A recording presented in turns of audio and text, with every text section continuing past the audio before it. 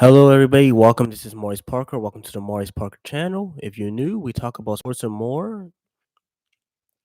I want to say thank you guys so much for over 15,000 subscribers so far on YouTube and growing. I just want to thank everybody. Thank God. Thank Jesus. Thank you guys for supporting me, for taking time to watch videos. And even if you left feedback, and thank you for that. Thank you for sharing. Thank you for enjoying the content and helping me grow as a creator. I definitely appreciate that. It's really good. It's a really big accomplishment. I'm so proud. And I couldn't have done it without you guys literally taking time out your day just to watch this, even a second of the video. I appreciate it. I wanted to start off by saying thank you. As we get into week 2 at the NFL, we got some games that we're going to go over, to try to go over each and every one of them. The first game that we're going to talk about was between the Pittsburgh Steelers and Seattle Seahawks, who won the game 31-17 in Pittsburgh. The key moments in this game comes down to the fact that the Steelers defense has once again let up 30 points. And the sad thing about it was there was big times where they had they had 2 interceptions, but yet the inability to stop the run has halted the Steelers defense so far. I do think that's something they will clean up, but you gotta give Seattle credit. Kenneth Walker was running hard. Enigma Stiff was doing his thing. Sam Darnold, even though he had threw 2 interceptions, had also threw 2 touchdowns. Cooper Kupp has still doing his thing across the middle.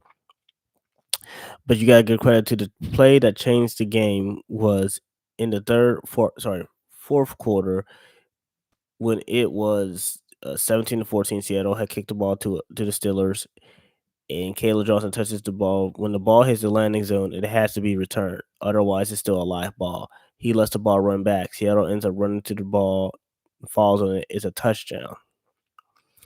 Now, deaths happen for a number of reasons. The biggest thing is if you looked on his face to let it go, he just let it go. Down goes back in the end zone, but that's not the rule no more. The landing zone is in between from the 35-yard line, I think onwards to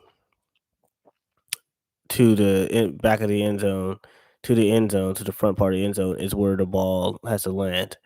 And if it lands in between there, you don't return it, it's considered a live ball because you got to return it. And you gotta give Seattle credit. The Steelers little BS different possessions of the game. Aaron Rodgers had tied Brett Favre with 508 touchdowns, believe it or not, during this game.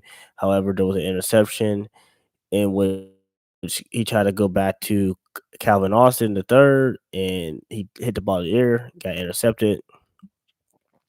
Although there was glimpses of Jalen Warren getting the run game going, in the passing was part of it. It just didn't come down to the fact that so far throughout this week, the Steelers did not look good in all 3 phases of the game as much as they look better in some phases than others, but I think that they will bounce back. The professionals, they're athletes, they will bounce back, and I know that, there was 1 week at a time, and there's always things to grow and looked at, but I think that they can do it. Sometimes it's not how you start, it's how you finish, and I would tell them to make these mistakes now than make them down the road, but into Seattle Seahawks, I gotta give you guys credit.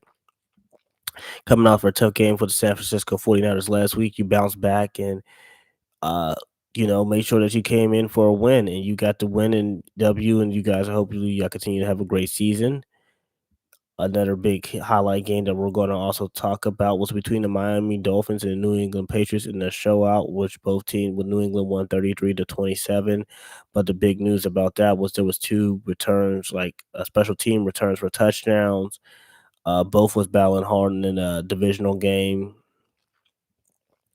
With Tua Tagovailoa and the Maine as a quarterback with Stephon Diggs, all of them got great players. Was going back and forth at it, uh, to so much to the extent that Mike Vrabel and Mike McDaniel's was doing a great job coaching. Miami actually had some good productiveness. They had from last week losing 8-33. The Patriots losing the opener to the Las Vegas Raiders now, formerly known as Oakland Raiders. And to come back and win the game was just nothing sort of spectacular for them. And, onward. Another game that was featured this week was the Kansas City Chiefs and the Philadelphia Eagles in the Super Bowl rematch from last year. Actually, the first time they met in the Super Bowl was 2 years ago. Prior, they had actually split 2 times they met in the Super Bowl. Um, it just seemed in this game, the Eagles, for whatever reason, statistically, Jalen Hurts has always played Patrick Mahomes and the Chiefs pretty well. I think he has a winning record. This game came down to the fact that the Eagles can run the ball. The offensive line still dictated a lot. The defensive line, although they couldn't get to Patrick Mahomes as much, who made some spectacular plays, they did just enough. There was a critical mistake in which Mahomes, well, this was not so much more Mahomes. He threw the ball to Kelsey. Kelsey kind of tips it. He does not expect the ball. It gets intercepted. Almost takes it back for a touchdown. Uh, the defense, it was a hard fought defensive game. During the end of the game, something interesting happened. Uh, at the end of the game, the Eagles was about to take a knee, and Chris Jones was drawing with Jalen Hurts saying, you didn't get 100 yards. No, Jalen, I'm just going to be more polite than what he said. He told him, be quiet. We won the game. Now, which is did, but statistically, Jalen Hurts threw for 101 yards. But I get it. That's just emotion at that point because nobody wants to start off a season 0-2 and you end up losing a hard fought game in your own stadium, and now the questions is coming in. Uh, and for the Eagles, it's one of those things you just gotta keep going on with the season. Now, there's another game that was a shootout, which is I'm going to talk about was between the Giants and the Cowboys, believe this or not. And it was a tipsy-topsy game. It was going back and forth throughout. We get down to the final minute or so, which was really the most interesting point. Russell Wilson throws a deep ball to Malik Neighbors, who scores a touchdown. Like it was like a 60-yard bomb. Dak Prescott gets him in field goal range. Brandon Armory kicks a 64-yard field goal to get the game into overtime. While in overtime, both teams are battling back and forth. Dak Prescott gets Armory into field goal range for like a 45 or 40-yard field goal. He kicks it and drills it through. It was a fireworks display. The thing that stood out to me was the Giants' willingness to keep on fighting. And, despite it all, the Cowboys came back and fought hard for the division. They was not going to try to lose twice to two divisional opponents. So, gotta get them that. The Giants just gotta step up next week to do what they need to do. Actually, that's the Sunday night game next week. Is the Giants in the Kansas City Chiefs are playing the New York Giants at MetLife Stadium. We're gonna go to New York right now when New York played the Buffalo Bills in Buffalo. The key way for that game was that they could not stop the run. The Jets had a hard time stopping the run. Justin Fields unfortunately gets injured and he didn't come back in the game. The Bills dominated throughout on all three phases of the game, and I think sometimes that just ends up happening when both teams exhaust themselves from previous week and you play hard. Sometimes to get the same fire takes a lot. Now, moving on to another interesting game that we will also talk about was the Colts and the Broncos had an interesting game. The Broncos came into this game fired up, and the Colts did too. What stood out to me was the fact that the Colts kept making defensive stands, and they did not punt the ball once. Every time they got the ball, they got a field goal or touchdown, and that's interesting for the last 2 weeks for them to keep scoring says a lot. Um, their quarterback right now, Daniel Jones, looks like they're going in the right direction. The quarterback before was Anthony Richardson. But now, with the running back, they got Jonathan Taylor with Tyler Warren, the tight end, with Pittman. They're all showing up in big ways. I mean, extremely ways, and the defense is still showing what they can do. I still think that the Broncos are still showing good with Bo Nix and Mims and everything else that they're doing over there on their side. I think the fact that this game was close was really good for TV. Another game that happened Sunday night was between the Vikings and the Falcons. Now, this game is funny because the Falcons, every time they got in position, Michael Penix got them into position a few times. And the kicker who they had to replace Young Hoku this week was Parker Romeo, who kicked 4 field goals, I believe, and actually, sorry, 5 field goals, and made all 5 of them, which was really impressive. The Falcons defense stepped up big for them. They actually held the Vikings pretty well, and it's hard to do when you have uh, Jordan Naylor. You have, of course, Adam Thielen, and let's not forget about Justin Jefferson, and Aaron Jones Sr., as well as Jordan Mason and TJ Hawkinson. It was just a good display for all the teams to try to, the Falcons came together in the NFC South to win that game. JJ McCarthy, I hope you get back better soon. I heard that he had an ankle sprain, which would mean that Carson Wentz will be the starting quarterback. And speaking of injuries, in the Bengals game in which they beat the Browns, uh, unfortunately, Joe Burrow hurt his toe, and not only did he hurt his toe, he had to get surgery on his toe, so he's going to be out for 3 months trying to recover from his toe injury. And it's not, I feel bad because nobody comes into the game wanting to be hurt or whatnot. Injuries are unfortunately all part of the game. You can't control what you get in, how you get injured. I just would want that man to get better so he could play at a high level because they was playing pretty good football.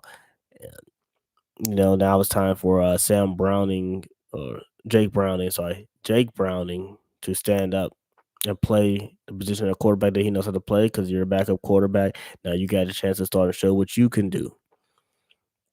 NFL and even life is about opportunities, and we got to see where that goes from there.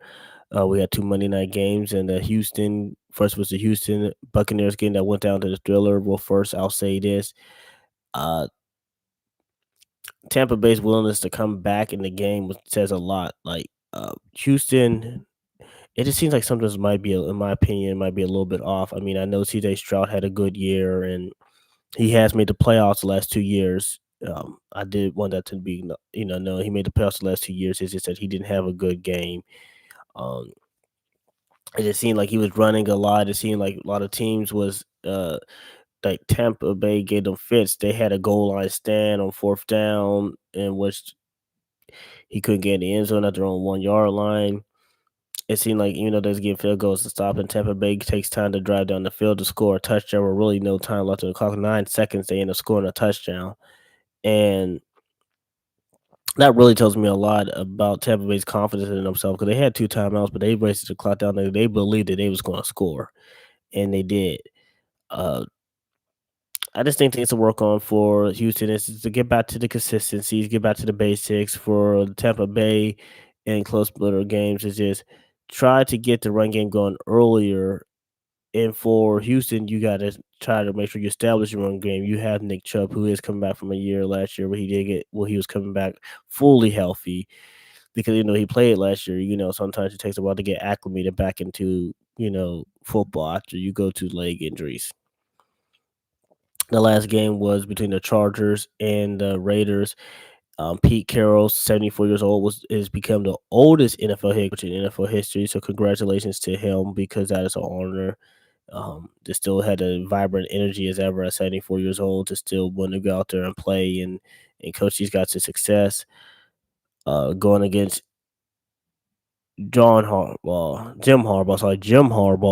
who had his main job was to help Chargers win game, but he wants to get his quarterback Justin Herbert in the Hall of Fame, and you can see it. Like uh, it comes down to Quintez Johnson scores a touchdown, and Keenan Allen scores a touchdown. It was hard sledding for Geno Smith. He threw an interception, and Brock Bowers.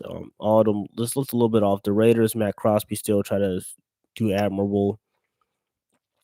I think it comes down to the fact is when you play divisional games and rivalry games, it just gets wear and tear. Sometimes you got to fill an out process. Even though the rivalry is the same, when you bring in different people, you get just a different feel. You got to be able to try to plan. Even if you plan and execute, sometimes you just get the feel in the game. Just got to be prepared. Um, my thoughts is for the teams that won this week, continue to keep up the great streak. And the teams that lost, you got to take your chances and bounce back. You're all professionals. I know you can do it. Anything can be corrected. You guys get paid to do your job, which you do really well. You can't win them all, but to me, you ain't gonna lose them all. Just get better, continue to do great. Take your wins, take your losses. You guys could do this. Congratulations. This is Morris Parker from the Morris Parker channel. Thank you for watching. You'll see me now. See me soon.